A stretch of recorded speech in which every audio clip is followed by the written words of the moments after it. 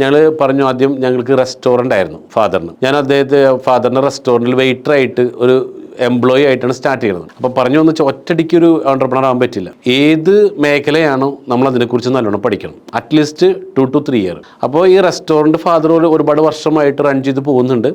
അപ്പോൾ ഞാൻ ഫാദറിൻ്റെ റെസ്റ്റോറൻറ്റ് പഠിക്കുമ്പോൾ തന്നെ ഒരു വെയിറ്ററായിട്ട് നിൽക്കണം. അപ്പോൾ എൻ്റെ ഉദ്ദേശം അതോടൊപ്പം തന്നെ അവിടുത്തെ മാനേജ്മെൻറ്റ് കാര്യങ്ങൾ പഠിച്ചെടുക്കുക എന്നുള്ളതാണ്.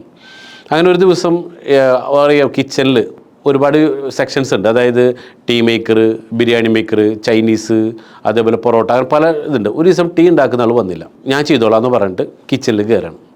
അന്ന് ഫാദർ എന്നെ വിളിച്ച് ജസ്റ്റ് ചെവിയെ പിടിച്ച് പുറത്ത് കൊണ്ടുവന്നിട്ട് പറഞ്ഞു, മേലിൽ നീ ചെയ്യരുത്. നീ ഒരിക്കലും ഒരു റെസ്റ്റോറൻറ്റ് നടത്തി മുന്നോട്ട് കൊണ്ടുപോകാനല്ല. ഒരു റെസ്റ്റോറൻറ്റ് നിന്നെക്കൊണ്ട് റൺ ചെയ്യിക്കാൻ നീ ഓക്കെ, കുഴപ്പമില്ല.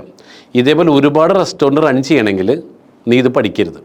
നീ എന്ത് ചെയ്യണം, ഇതേപോലെ ടീ ഉണ്ടാക്കുന്ന ഒരുപാട് ആളുകളുടെ കോണ്ടാക്റ്റ് നിൻ്റെ കയ്യിൽ വേണ്ട, ലിവറേജ്.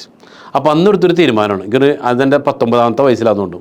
അപ്പോൾ അന്ന് ഫാദർ പറഞ്ഞു, ഒരു കാരണവശാലും ജോലിയെക്കുറിച്ച് ചിന്തിക്കരുത്, ഓൺലി തിങ്ക് ബിസിനസ്.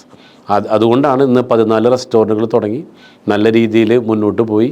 അത് ഇപ്പോൾ ഇന്ന് നല്ലൊരു ഈവൻറ്റ് മാനേജ്മെൻറ്റ് കാറ്ററിംഗ് കമ്പനിയായിട്ട് മുന്നോട്ട് പോകുന്നു.